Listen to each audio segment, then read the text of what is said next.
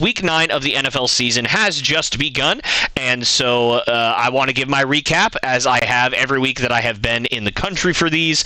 So let's jump right into my Week 9 NFL recap.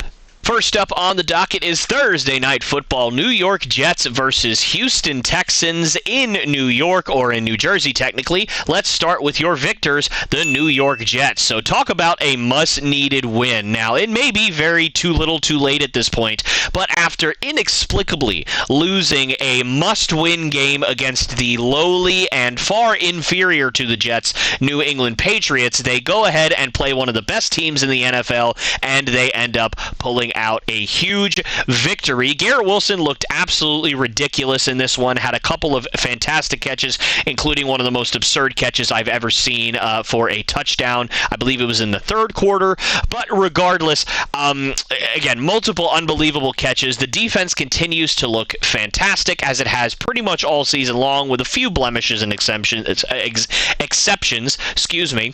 And I'll tell you, if this is the Jets team that shows up every week, this is a team that could really win, most of the rest of their games, if not all of the rest of their games, especially in the division that they're in. Now, obviously, they have to play Buffalo at some point, but against teams like Miami, they're going to have a pretty reasonably easy time beating them if this is the team that shows up. And against, for a lot of the AFC, they're going to have a good time against them. So if this is the team that shows up for the Jets, I really, really like their chances of being a good team for the rest of the year. All right, let's move on to the Texans. I think it's time that I agree with the internet and start talking about the regression of C.J. Stroud. So looking at his statistics, at this time last year, he had 2,270 yards, 14 touchdowns to 1 interception. And at this point in the year, he has 2,240 yards, 11 touchdowns, and 4 interceptions.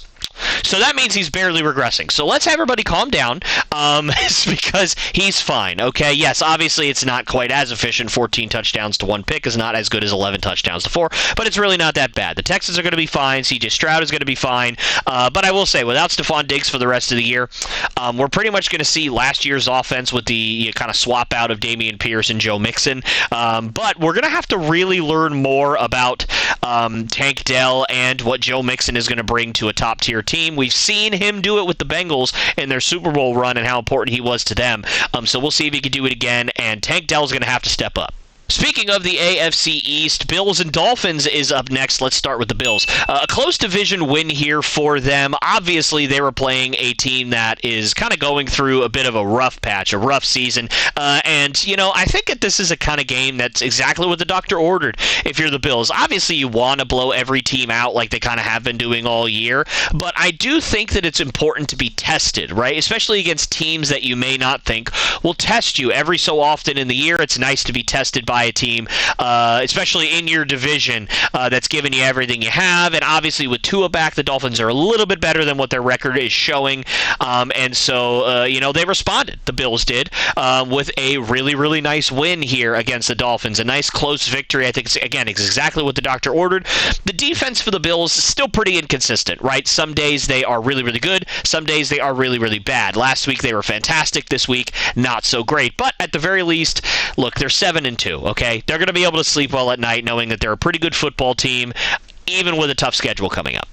And as for the Dolphins, like I said, they're a little bit better than the 2-6 record that they have would indicate. With Tua back, obviously they're a much different football team, right? But unfortunately, they've now lost 2 close games since Tua has come back. So Tua's come back, and they are a better football team, but it hasn't resulted in wins. And so at this point, they have a really, really hard schedule coming up, right?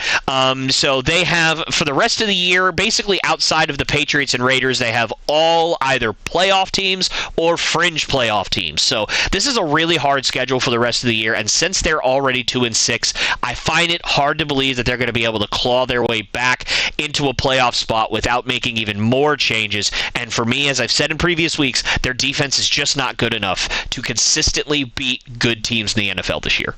All right, battle of the basement here, Panthers and Saints. Let's start with the Panthers. So the Panthers not only didn't lose by 37 like they did in Week 1 to the Saints in New Orleans, but they actually pulled out the victory here, which is awesome. Would you look at that? The defense played really, really well in this one for the most part. Chuba Hubbard looked really good in his limited touches, and he was able to take the pressure off of Bryce Young, which is probably the most important job he had all day.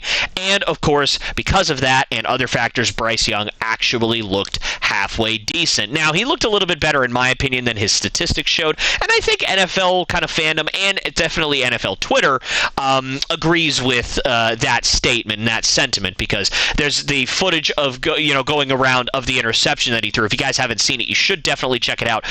He did throw that one pick, but literally it was dropped in the bucket. It was a perfect pass. Xavier Legette caught it, and then somehow as he was going to the ground, the defensive back just took the ball away from Xavier Legette. So I don't really know what happened there, but that unfortunately went down as an interception for Bryce Young, even though it was an absolutely perfect throw. It's one of those situations where you sit there and go, man, this poor kid just can't catch a break. But you know what? They won the game. He won the game. He's looked better since he's come back after being benched for Andy Dalton. He hasn't looked great, but he hasn't looked bad, which is more than we could say before, because before he just kind of looked bad. And for the Saints, it is now 7 consecutive losses after starting the year 2-0. And now with Chris Olave unfortunately going down with a pretty nasty-looking concussion, the chips just really do not seem to be falling very well for the Saints right now.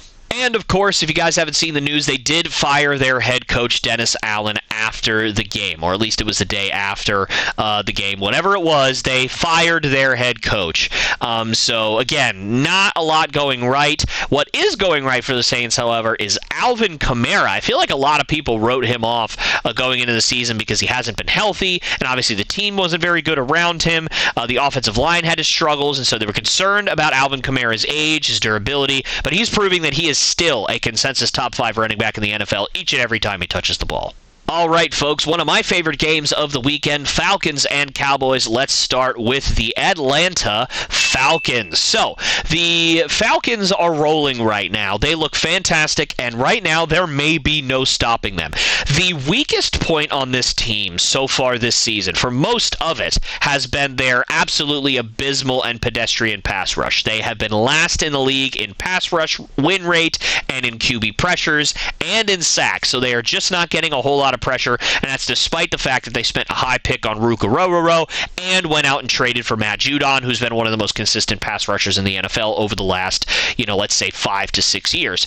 But this game, it did not matter. They pressured Dak all day long, and so the Falcons, again, that's their weakness, right? So if they can take that weakness and they can actually turn it, not necessarily into a strength, but at the very least not make it an absolutely abhorrent weakness and not be last in the NFL, and kind of bring that up closer to, maybe 20th, maybe even average, like in the top 15 or 16, then they are going to be dangerous for the rest of the year. Matter of fact, folks, I'm calling it right now. If the Falcons can turn their defense around and actually get more consistent pressure on the quarterback, and that is a big if, they're not only going to be in the mix, they're going to be a top 3 seed in the NFC. And the spiral of the Dallas Cowboys continues. I would say that the comforting thing has been that they played 5 games on the road and 3 games at home. And so, hey, they've had a tough schedule. They played a lot of road games over the beginning of the year, and it's going to get easier. But unfortunately, I don't really think that's true because, one, they're still playing a lot of good teams, and most of them are in their division.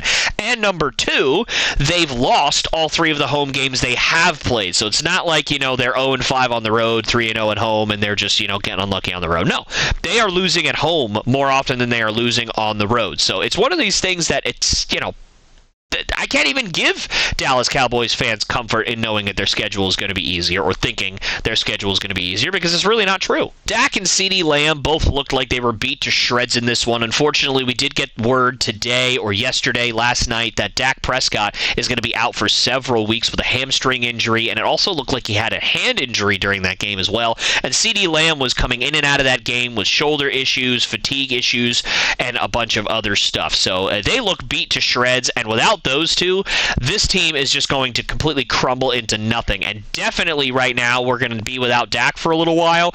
Cooper Rush and Trey Lance are going to have to step up, and right now it's looking like it's going to be Cooper Rush. So, yeah, Cowboys fans, you're in for a rough one. All right, the Battle of the Lopes household is up next. Yes, that's correct. I am a Patriots fan, as I'm sure all of you know, but my wife is, in fact, a Titans fan. So this was a Battle of the Lopeses, and only one of us was able to come out on top.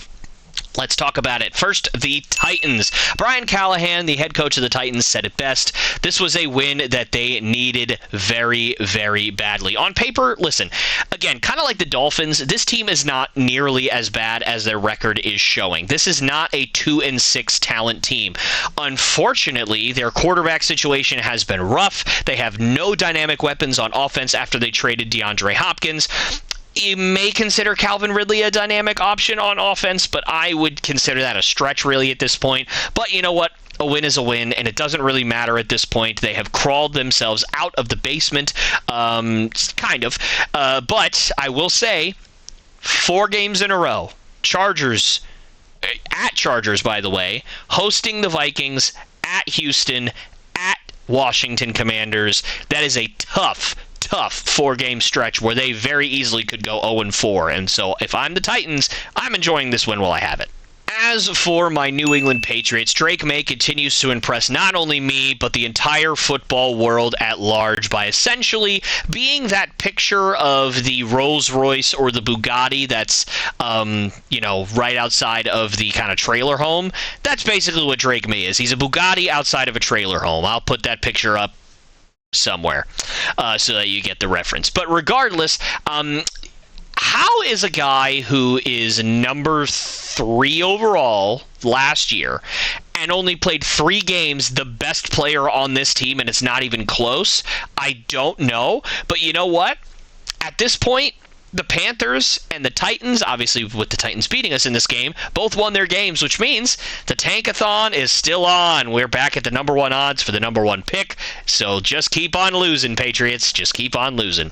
All right, Bengals and Raiders up next. Not much to talk about with this one, but we'll start with the Bengals. This was by far the most complete game of the season for the Bengals, at least on offense, but I would also argue on defense. Although, again, this was essentially against Max Crosby, Robert Spillane, and a bunch of college-level players because the Raiders are poo. But you know what? 5 touchdowns for Joe Burrow and a 41 spot on offense, and not too bad on defense either. That's exactly what the doctor ordered for the Bengals.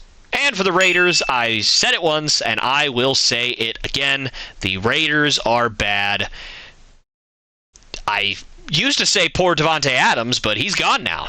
So, can the Patriots have Jacoby Myers back? Chargers and Browns up next. Let's start with the LA Chargers. They dominated this game from the word go, right? Great to see Quentin Johnson living up to his potential so far, and also, again, getting back to being healthy. He was having a great start to the season, at least red zone-wise. Wasn't getting targeted a ton, wasn't getting a ton of catches, but at the very least, he was making the most of his opportunities. And, outside of a garbage time touchdown with under a minute left, they held the Browns to 3 points. Their defense was absolutely lights out and impenetrable the entire game. And for the Browns, the Winston Magic has lasted approximately 1 game. He had 3 interceptions in this one and a lost fumble. He looked completely lost out there. He looked overwhelmed from the jump. And this offense is still really moving the ball, but unfortunately, with all these turnovers in this game specifically,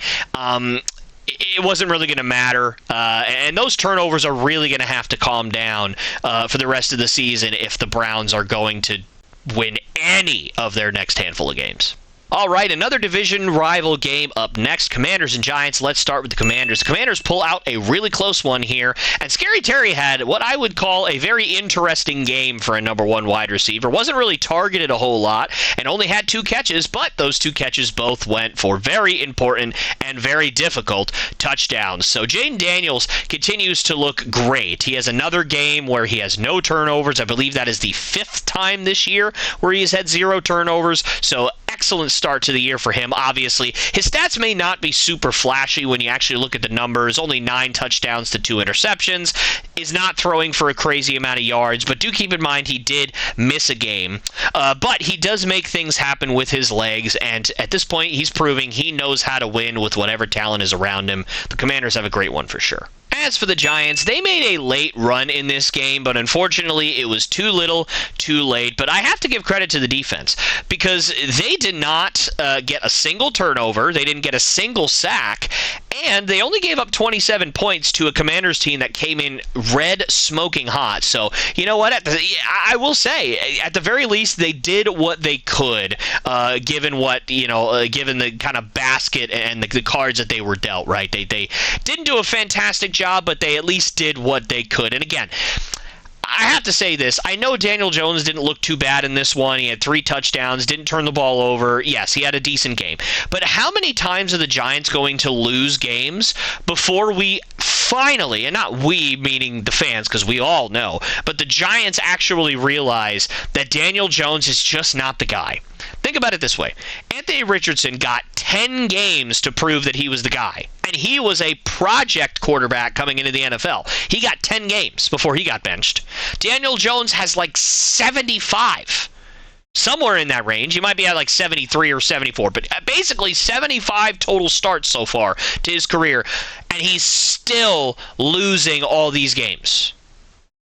He stinks! Okay, one of the more surprising results of the weekend for a lot of fans, including myself, Ravens and Broncos. Let's start with the Baltimore Ravens. Boy, howdy. So much for that vaunted Broncos defense I've been telling everybody about, right? The Ravens ran it and threw it down their throats all afternoon long. A 30-point blowout for the Ravens is really not what I had on my bingo card for this game. But I will say, congrats to Derrick Henry. He did score his 100th career touchdown in this one. Derrick Henry, one of the best running backs to do it, especially in modern times. Congratulations to Derrick Henry. As for the Broncos, this was a prove-it game, and they proved that they cannot hang with the top teams in the AFC, at least so far. The defense was absolutely terrible in this one, despite the fact that they came in having the best, or at least one of the best defenses in the NFL. The defense was terrible. The offense was terrible. But at the end of the day, it's just one game. You don't get any more losses by losing by 30, and they had better play better next week against the Chiefs, or this is going to happen again. All right, Eagles-Jaguars is up next. This was a underrated game as far as I'm concerned. It ended up being much closer at the end than what the game kind of felt like. But regardless, let's start with the Philadelphia Eagles. A good win. They do improve to 6-2 now, so they are rolling along. But unfortunately, this game did seemingly cost them A.J. Brown. Again, he'll be getting an MRI to see what the extent of his knee injury is. I believe he was supposed to get the MRI yesterday or today, but I have not heard or seen any kind of news updates as to how long A.J. Brown will be out, at least as of right now. He's already missed part of the year with an ankle injury, and so now he may unfortunately be down with a knee injury, so his lower body is letting him down right now. They do honestly need him, right? In order to hang with these top teams like the Lions, in the NFC, they are really going to need A.J. Brown, so we'll just have to see how serious this injury is. I said it last week, the Jaguars' schedule means that this season is possibly going to get lost in a hurry. They are definitely playing better. Obviously, Lawrence is playing better. The defense is playing better. Everybody on that team is playing better than they were at the beginning of the season. At the beginning of the season, they were horrible, and they even may be able to scrape out some wins for the rest of the year based on how well they are playing. But with the Colts and the Texans playing really well for the most part, over the last few weeks, and with them being multiple games better than the Jags, this may be too late. Okay, another outcome that I did not see on my bingo card this week, the Cardinals and the Bears. Let's start with the Cardinals. This was by far the best defensive game I have seen the Cardinals play all year long, and maybe even in the last several years. They did not force any turnovers.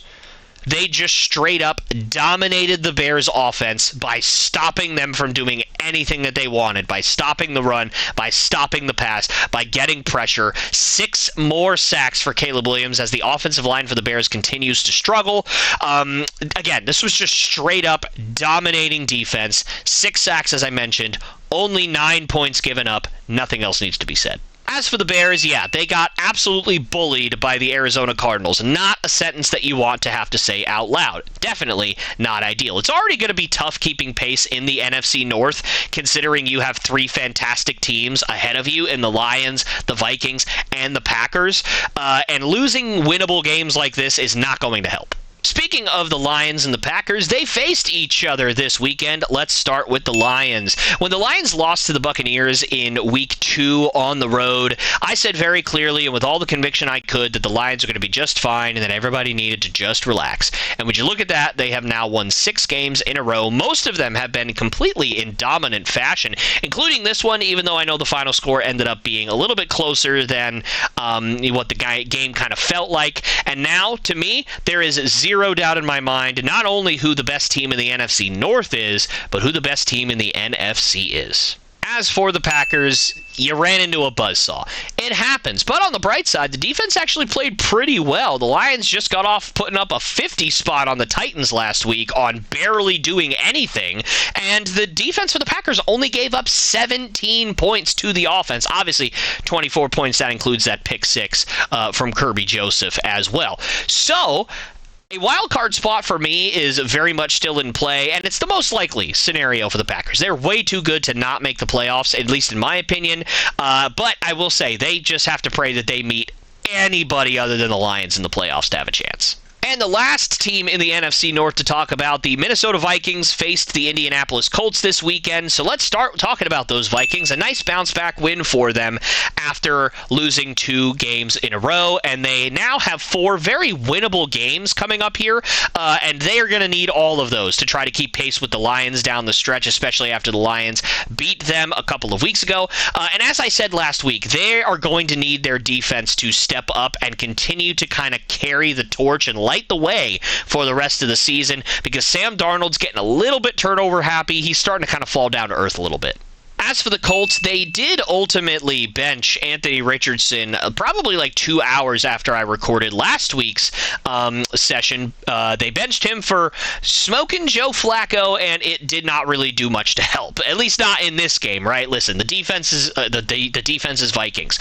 Leave it in. The Vikings defense is really, really good. It's one of the best, if not the very best in the NFL. I put them right up there with that Denver Broncos defense that I talked about earlier. And so maybe next week's game against the Jaguars, whose defense is a little bit more pedestrian, it'll be a better barometer for the Colts to see how much better or worse the team is with Joe Flacco at the helm as compared to Anthony Richardson. Okay, Rams and Seahawks. This was a very fun game also. Went into overtime. Let's start with the Rams. I will say, before I even get into the actual Rams part, I feel bad for any fantasy manager of Puka Nacua this year. Luckily, I am not one of them. So here's what, hey, let's give you a recap, shall we? So he starts out the year with all of the hype in the world, and with Cooper Kupp coming back, he may get open a little more often because teams aren't going to be able to focus on him as often. Unfortunately, Puka Nacua gets injured in Week 1. He's put on IR. He's out for the last 8 or 9 weeks. And then, surprisingly, he just comes back randomly. They didn't even really talk about how he was going to come back, and he comes back and he puts up a crazy stat line. Oh my goodness, all the hype for Puka Nacua is back. This is awesome. He's the de facto number 1, and the first game that he's healthy, I know he's healthy. You know he's healthy. He knows he's healthy. The whole world knows he's healthy. He gets ejected in the second quarter for punching somebody.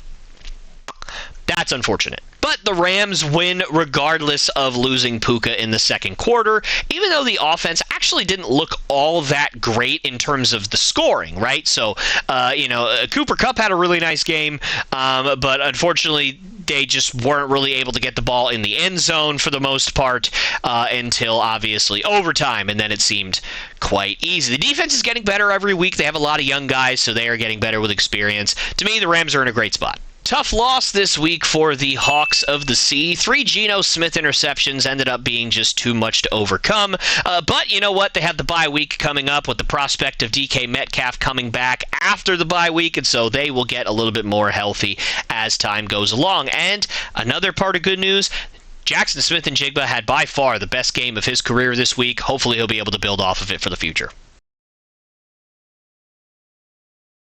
Alrighty, folks, and that is going to do it for my Week 9 NFL recap. Let me know what you guys think down in the comments section below.